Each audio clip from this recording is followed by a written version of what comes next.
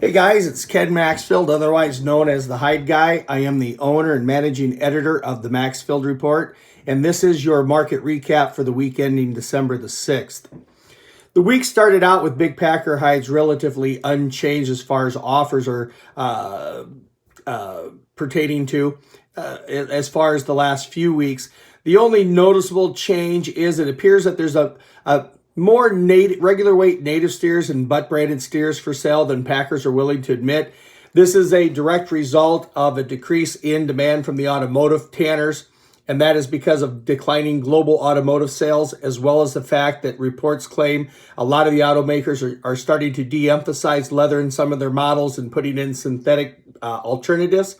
So that's really put a kind of a linchpin on some of the demand for the natives and the butts. And that's why you are seeing so many of these for sale right now. The rest of the selections offered appear as if they're unchanged. There is a noticeable increase in the number of jumbo steer hides available, predominantly jumbo native steers and jumbo butts. So as far as interest, things started out a little bit better than the last couple of weeks. There actually were a few more bids on Wednesday morning than there had been in previous weeks.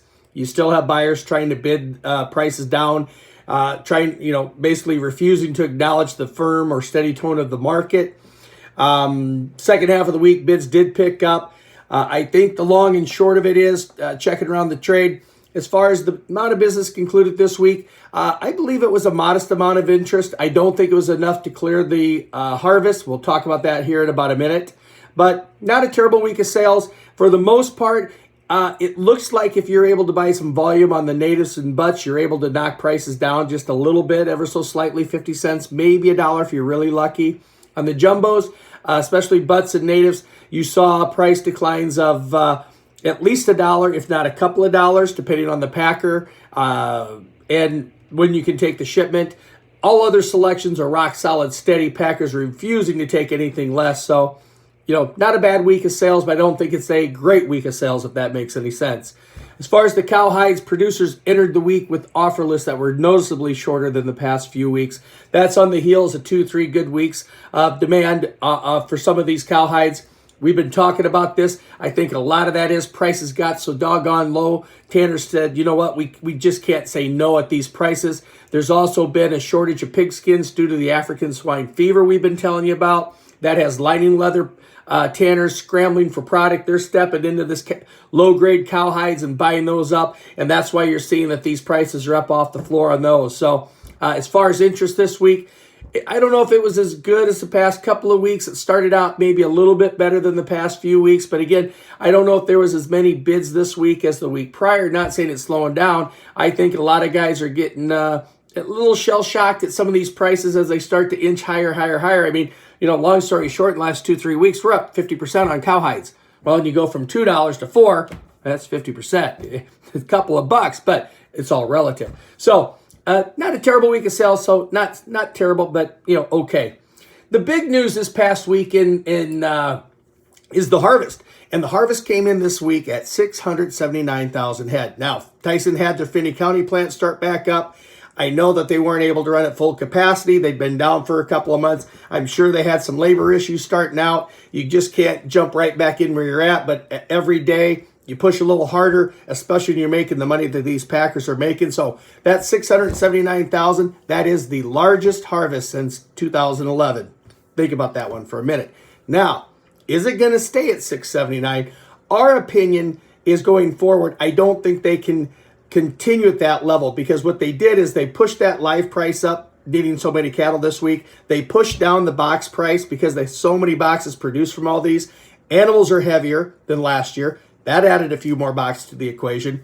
The good news for packers is they are making such lucrative margins, they can afford to shave maybe $30, $40, $50 a head off their margins and still doing okay. So that said, I think next week that number is going to be closer to 650. If we're going to keep going at 675, come after the first of the year, we're going to run into a problem that we're going to start shortening up the availability of cattle. Weights will start going from higher down to lower as you're starting to pull cattle forward. So we'll keep an eye on that one for you here.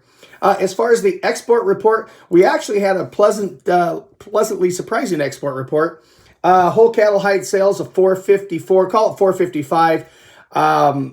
excuse me, shipments were 495,000, sales of wet blue 168,000, and exports of wet blue come in at 134,000. So about 620 odd some sales, 620 some odd shipments. Remember, these guys, being the packers and the processors, have got to get shipments if tanners want them before Chinese New Year to arrive before January 15th. That's why this last report, next report, and the report after, I think you're going to see shipment numbers somewhere between 600, 750 would not be shocking because they're all trying to get their hides there. They want them ready to go when they come back from Chinese New Year. They also want to try to ship as many hides to try to ship as many of the end of the summer hides as they possibly can because, you know, we're starting to get cold weather and snow in the States. Those hides are going to turn into winter hides. They're going to have some mud, manure, and a lot of, you know, tanners, that's not their favorite hide. Love to tell you they could go the whole winter without running a winter hide. No one's got that big a facility to store that many hides. So, quick trip around the world here. Down in Brazil, things are looking a little bit better for them. Prices of wet blue are fully steady around the 45-cent level for TR1s. People trying to buy at cheaper levels who had previously cannot do that anymore. Lower grades are still a bit of a struggle. I don't know if they're really making any money in those lower grades. No one wants to tan anything below a TR1 because they just can't make any money. Best case scenario, they're going to break even. Fresh hides are going okay. Again, you're seeing some decent activity from the lining guys. The gelatin people are a little bit short of product too. They're coming in, they're taking up some of that product. So I can't say for sure there's no more hides going to the landfill in Brazil, but it certainly is a little better feel down there. So looking up down there, which is great news. It's been looking pretty rough there for the past few months. In Europe, things are mirroring the U.S. market. Prices are fully steady. Buyers are trying to bid prices down.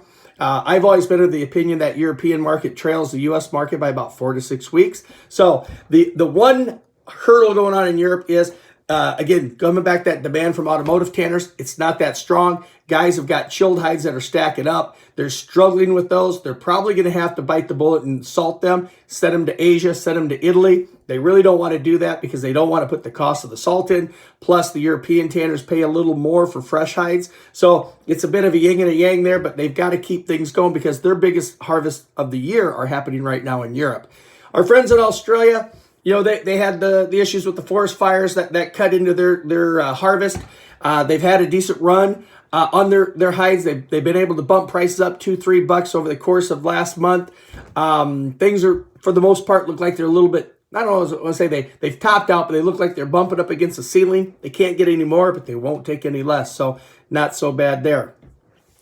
So as far as what we think is going to happen next week, that one, my friends, you're going to have to log into the website, sign up for a free trial, and then you can find out. We're not going to give it away for free on this blog. So that's it for this week. Ken Maxfield, the Hide Guy. Check out my website, www.themaxfieldreport.com. I offer free 14-day, no obligation trials, no credit card needed. Come in, take a peek, see what you think. New customers, 15 months for the price of 12 on your initial membership. So until next week, Ken Maxfield, we're out.